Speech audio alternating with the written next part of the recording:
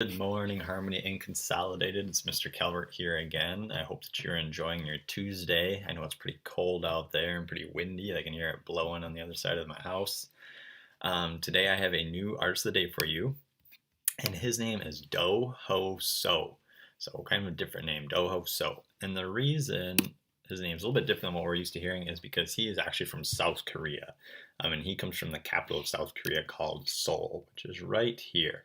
Okay, and we are way over here. So when we're sleeping, he's awake and vice versa. So other side of the world. Now Do Ho Suh, he is 58 years old, and he is a sculptor as well as an installation artist. So when we talk about installation artists, they're kind of like sculptors who make artworks that have to go in a certain place. They can't just move their artwork from place to place. It's meant to go in a certain location. And a lot of times in his work, we see him work with this idea of being an individual versus a group. So, what can we achieve as one person versus what can a whole group of people achieve? So, a lot of times we see that with his work, and we also see a lot his work deals with being home too, and having moved from South Korea to New York City, and kind of how he's dealt with that issue of moving throughout his life. So here's his first one that I want to talk about. This is a suit of armor that he created. When he made this, he was kind of thinking about like a look of a traditional samurai set of armor that they might wear, and he had created this out of dog tags actually.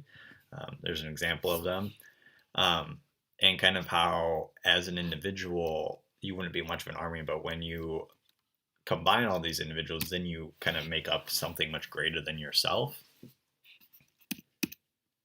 Here's another one where obviously if it was just one little person under this sheet of glass, how they wouldn't really be able to hold up much. But by making a whole bunch of them, they can help support a whole bunch of weight.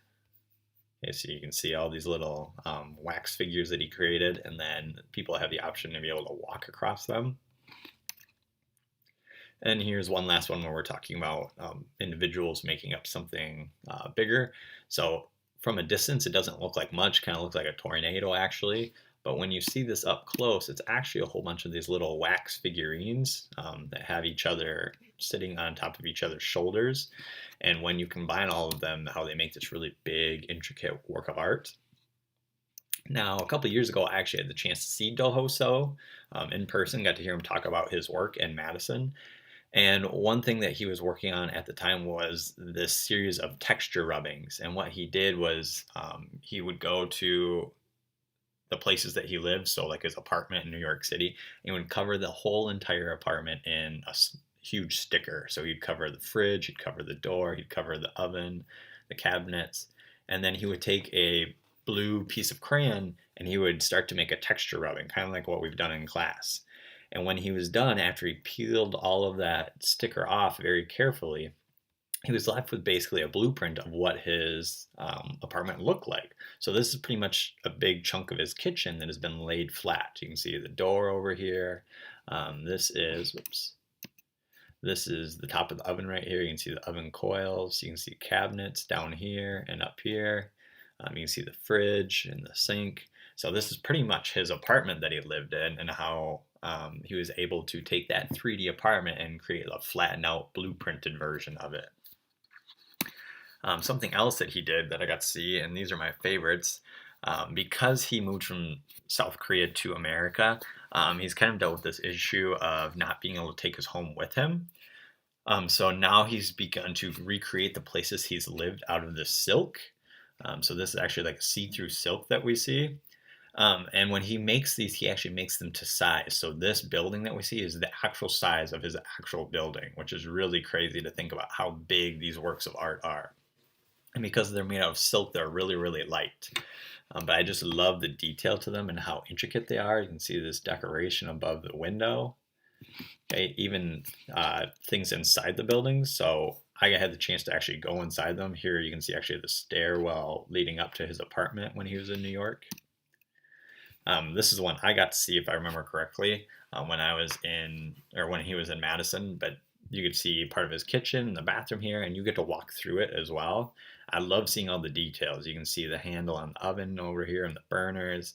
And because it's mesh, you can also see through parts of it. So like the back of the toilet, if you can see that up close, you can actually see like the piping inside the toilet too that he's made out of mesh. So he includes like every little detail, which is really crazy. Yeah, oh, here we go. So you can see kind of the stuff inside the toilet too, because it's see-through. So really crazy to think about how much detail went into this and how much time he had to have put in to create this. Okay. And there's one more. There's this thing, nice bright yellow. Sometimes he changes the colors. Okay, even the tag on this, you can see that there's actually some stitched words on it too. And so every little detail, I mean, he includes screws and things like that. So really cool. Do Ho is probably one of my favorite artists, and that I've actually gotten to see his work in person too. And I hope that you guys enjoyed learning about him, and I'll talk to you guys tomorrow. Bye.